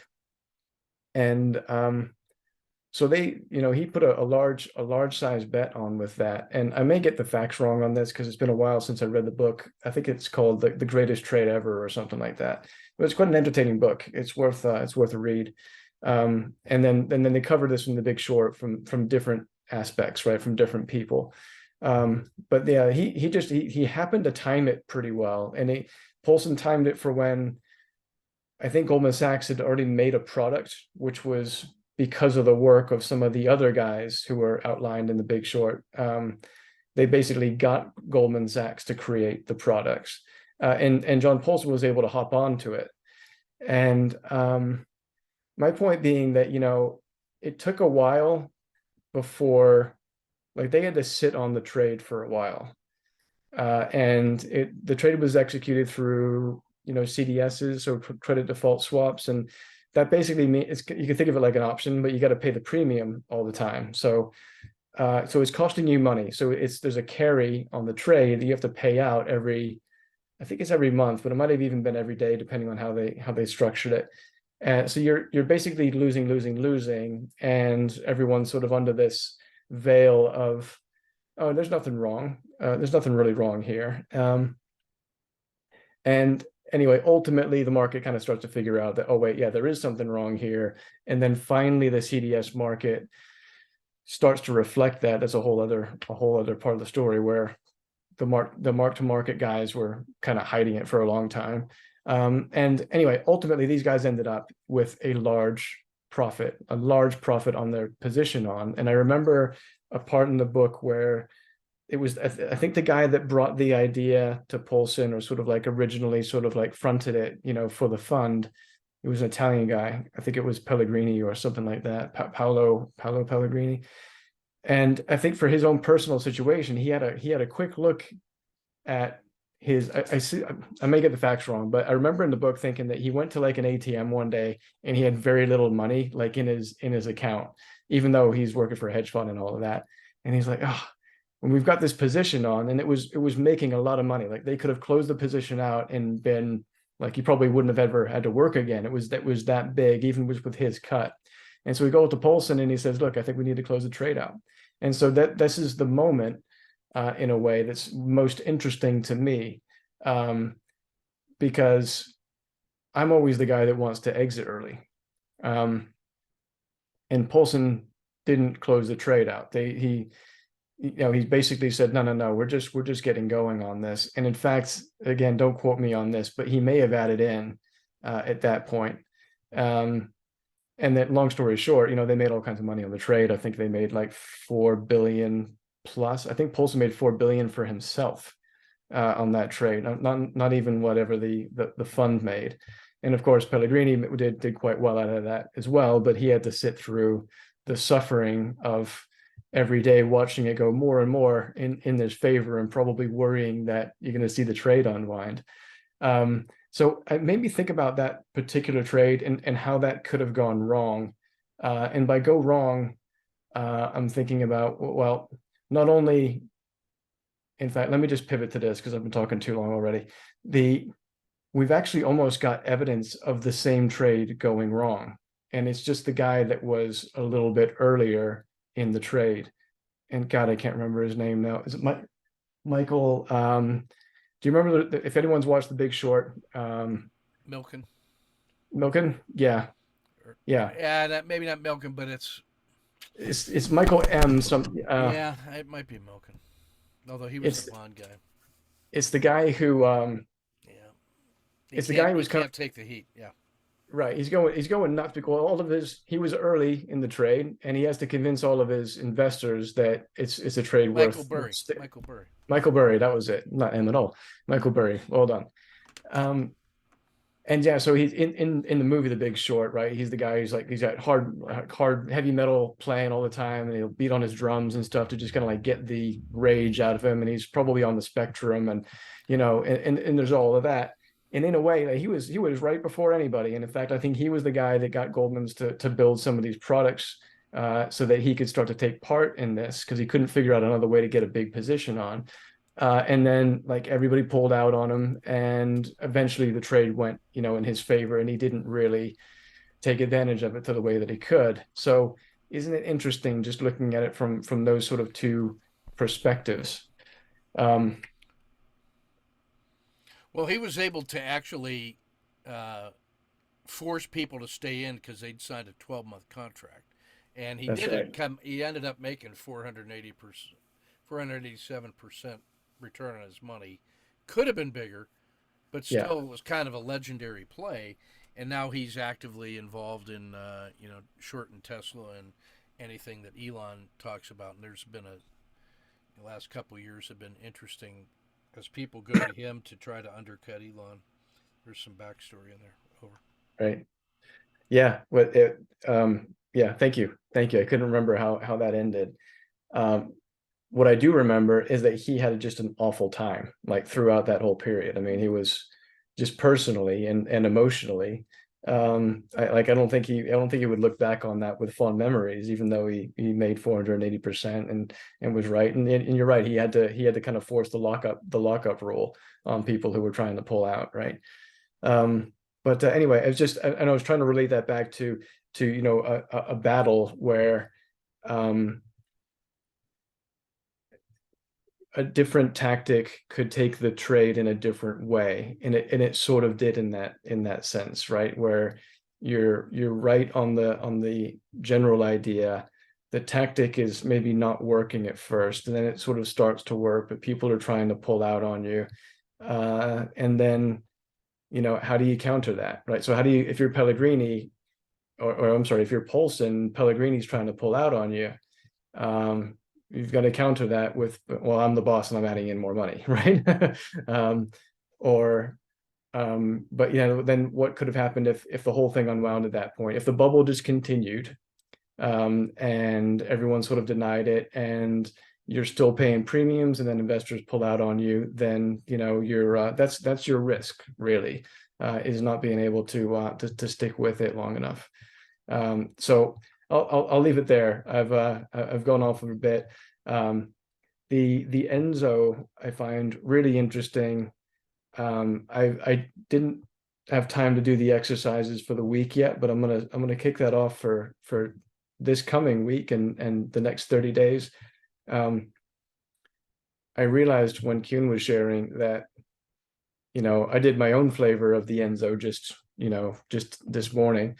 And I did it clockwise because that seemed to be the way to do it. And I'm probably picturing the sample that we've got in the lesson there, which looks like it was done clockwise from sort of 9 o'clock around, and mine didn't come out particularly well. And then I could tell by Kuhn's, even just before you said it, I was like, that looks like he's done it the other way around, hasn't he? He's done it sort of anti-clockwise, and it was really good. And then I drew my own just while we were talking here, anti-clockwise, and that worked out much better.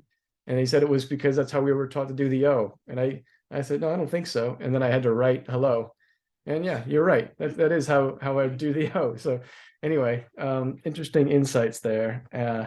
But I won't go into that too much. I'm a little bit tired. It's been a long week. So yeah, I think I'll stop there, guys. Thank you. And aho. Oh, and one last thing, just I wanted to thank Ken specifically for all of your support with this whole PRX crypto system, and well, just everything really. I mean, it is a derivative work and a tweak, like Ernie said, a tweak to the original strategies, and so yeah, it's been a really good experience for us, and a learning experience, and I think there's a lot more to come. So thank you, and aho. Well, no worries. My pleasure. It's fun to watch you guys growing and going. And to Kuhn's commentary before about football tactics, I think it's Netflix has one that talks about Pep's Barcelona, the 4 years at Barcelona, but it makes a very strong connection to the original ideas of Johan Cruyff at Ajax, and then as that was developed in Italy with and then Pep played for Cruyff at Barca, developed those ideas, took it to Germany, and now Man City. And now Xavi, who played for Pep, is the third in that triumvirate, and they're anticipating when he will come and coach. And so it's there's an evolution of those ideas and an adaptation of those ideas in the right time and place. And so the trading ideas are like that too. I mean, price can only do a certain amount of things. You can only describe it in a certain number of ways. But it's the ability to craft it into an action plan that's appropriate for the people, the time, the instrument, the market, that makes it fresh and new. I mean, it's not like there was one original painter who discovered paint and a brush or his finger, and everybody is derivative of that. Well, no, it's part of that community of practice, where students become teachers, become students, and so that's essentially what we're aiming to achieve there. So yeah, let me hit the bell here, and Tom's been patient, and we're gonna roll him in now.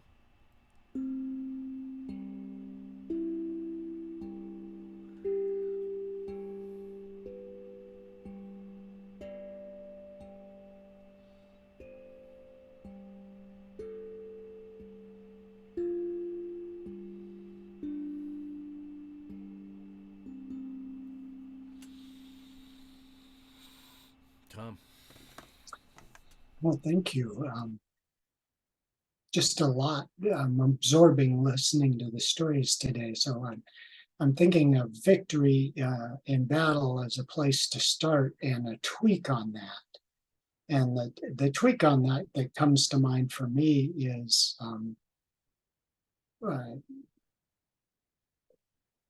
just the founder of the keto saying, well, true victory is victory over self, which kind of inverts it from victory over others to victory over self. And in a sports analogy, I think of John Wooden's pyramid of excellence, and developing excellence in self and developing excellence through practice. And the details matter, like how you tie your shoes, because how you tie your shoes makes your feet well supported without being constrained, without cutting off the blood flow, and doesn't have your feet shifting around in the shoes. And before you can tie your shoes, you have to get your socks on correctly. So just the attention to detail, or the attention to craftsmanship, or the heating and beating the metal to be able to build a knife, leads to a whole bunch of introspection about how we think of that and make sense of it. So when I think on a global stage of battles, in the early 1980s, the US was really struggling, and we had the crisis with the hostages captured in the Iranian embassy, and that did not work out so well. And Reagan is brought to office by the surge in the political swell of, we need to be a stronger US. And 6 years later, he meets Gorbachev, and Gorbachev's message was, I'm here to deprive you of an enemy. So what did it take for Gorbachev to make that switch of being an enemy to depriving the perceived enemy of an enemy? Don't know the answer, but it just makes me think that's a pretty significant tweak. That's a pretty significant shift in mindset of how we envision ourselves in the world, and how. So I come to that because I've been starting to put together all my statistics and things, and I look at some of my statistics for the research weekend, and I say, I'm not proud of these. These aren't outcomes I really like. Yes, there's some good things, and there are some other things I think this is not professional, and why would I share? Which is the reason to share. If I get back to victory over myself, of thinking about, so what is it I'm learning? Am I learning to see reality as it is, or am I letting my ego want to feel good about who I think I am? Which am I doing? And so often my reaction is, oh well, this is a better way to do it. Unconsciously, my ego taking charge and needing to realize, well, that's not what reality is. So now how do I share it, and how do I learn from it? And that would be developing a different tweak on how I approach victory. So still learning what that process will be like as it evolves, but it comes back to me of the tweak is, the battle is not necessarily outside. Often the battle is inside. And how do I handle that battle on the inside is to deprive myself of an enemy, deprive myself of the criticism, of the judgment, as Joe and I were talking about this morning, of the judgment is different from assessment. The judgment can be the inner critic saying why I'm no good because of this pattern of behavior. The assessment can be, well, this happened. What am I learning from it? What can I learn? What are the tweaks? So just the power of words and the power of how I make sense of it. And by just accepting what is, I can also begin to accept myself and who I am in this. Am I the observer of the situation and the one with the opportunity to consider the creative possibilities? Or am I the quick to judge out of habit, past patterns? So those were my thoughts on victory and tweaks to victory and where I might take it. Still sorting through that. The enso, and I'll share a picture. I have a little Buddha board, which has a pen that you could dip in water and draw with it. And so I'm learning to practice with this. And I've had the Buddha board in my closet for a couple of years. And this was a great opportunity to say, okay, let me practice with it, because it disappears, it dissolves, and I have a blank sheet again every time I want to use it. And this happened to be, I had just dipped the brush into the sink to the left into the water, and a drop fell, and then the movement started. And it ended up being open, just because that was the shape my body took in making that movement. When I think about this clockwise kind of motion, that's a motion of expanding into the world, yet the reverse direction is the coming together. So it's the mixture of the coming together and the expanding out.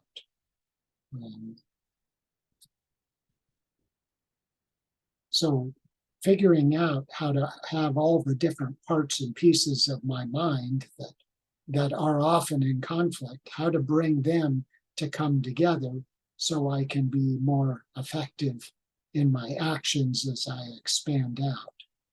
That's what comes to mind for me at this moment about the enso. And I think about sharing it. What a wonderful gift to have this course, to be able to share these practices and what each of us are discovering with each other, and Ken recording them and making them available for others. And by giving what's coming up in my mind, it actually helps me think. It helps me see myself by telling my story, as Ken talks about in True Storytelling. I get to hear how I'm processing with a wonderful group of people who are just accepting what that is. And so by giving, I'm actually gaining more than if I didn't give and didn't share. Thank you. I hope.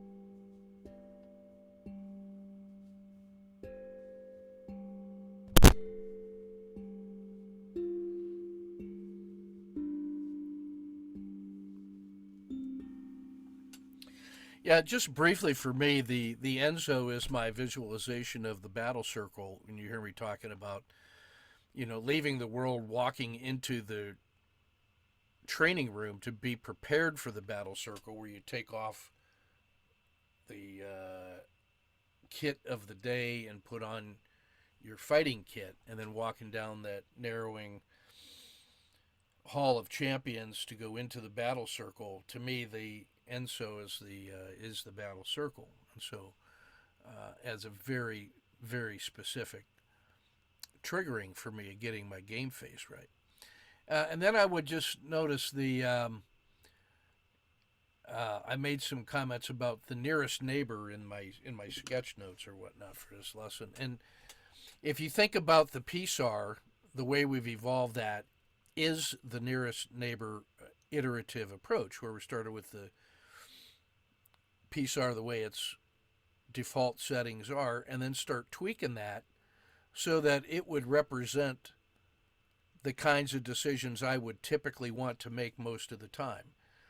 And it wasn't until I tried putting the RL10 price as the source of the PSAR drawing that I really got what it was that I wanted, which was to wait to see decisive moves when the RL10 crosses the PSAR, as opposed to price tickling and then reversing, that little spiky noise move, And so the addition of the RL10 is what really helped smooth out the PSAR to help me distinguish between signal and noise about price. And then it was so regular and normal that it allowed me to fine tune the step function so that it was wide in the beginning and then accelerated at a proper amount. And so what I did was retrofitted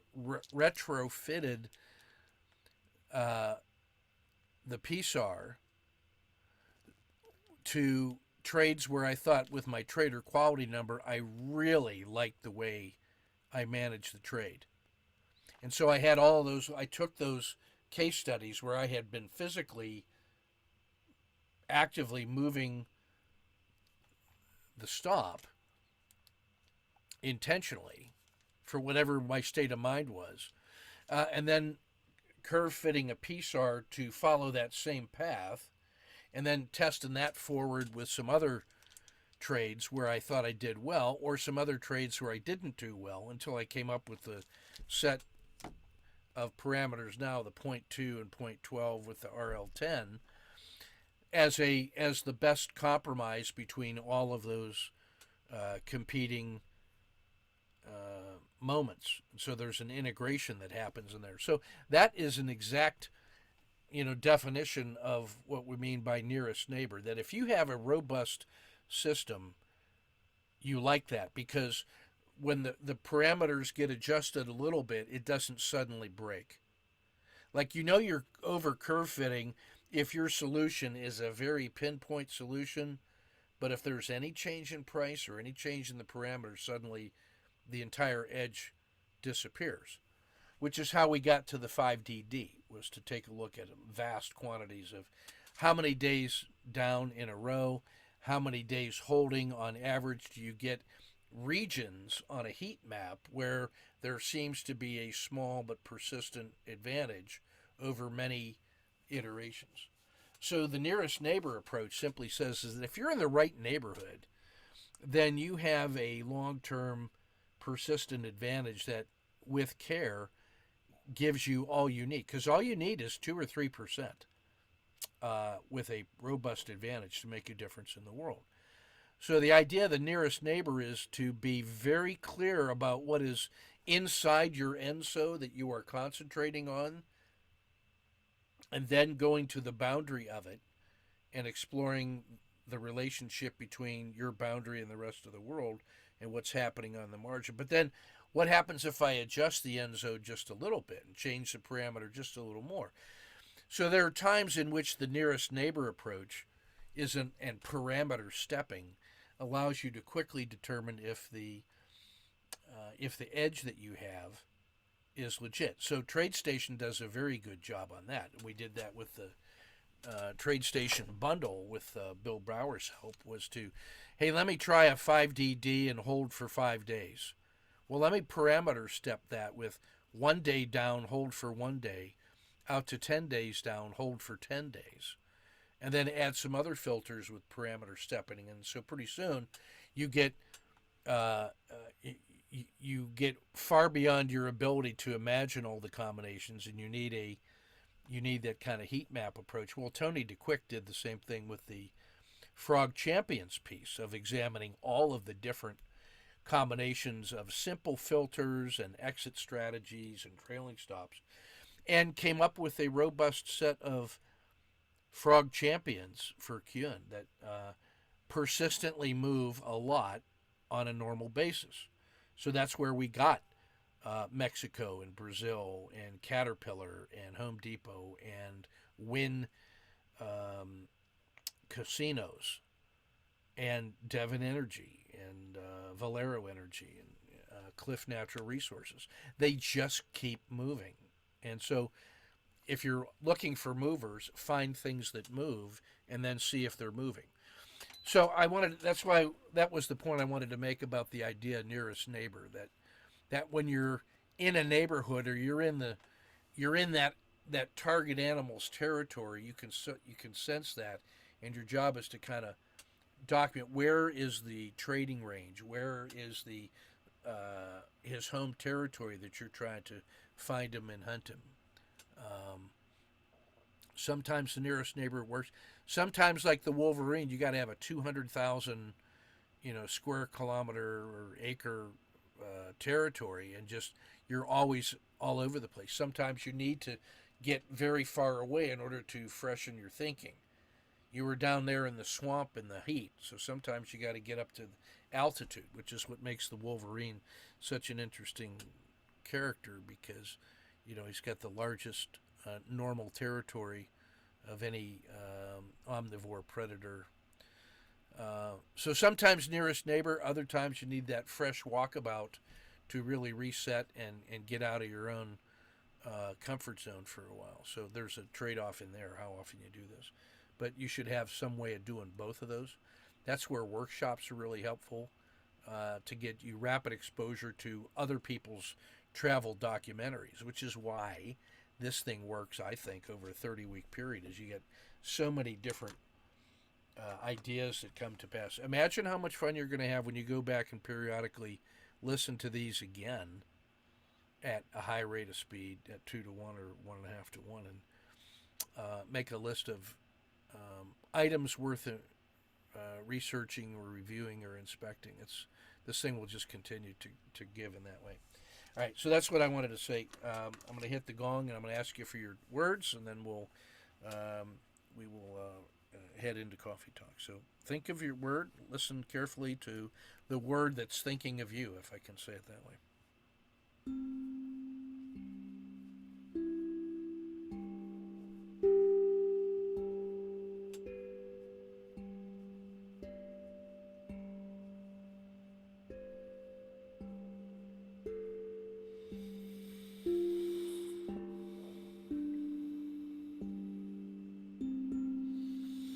Kyun.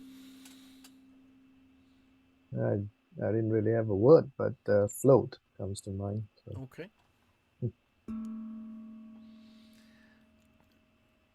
Tom Sullivan. Nothing. Shunlong. Connect. Sunil. Empty. Jeff. Sanctity. Tom Hardison. Expand. Ernie. I want to honor my friend's birthday, Zanshin. Mine was territory. And I'm going to go ahead and check out here, if I may. We're at 2 hours and 15 minutes, so remarkable patience on your part. I'm always so completely emptied when you guys talk. And I got to run over the soccer field here in about 10 minutes. So I'm going to check out with an aho, and thanks for all your hard work and your contribution to our thriving. Aho. Thanks, Ken. I'm going to leave this open for as long as you guys need. for any coffee talk, but I want to respect her time too. Hey guys. Yes. Hello. Hi, can I, if you're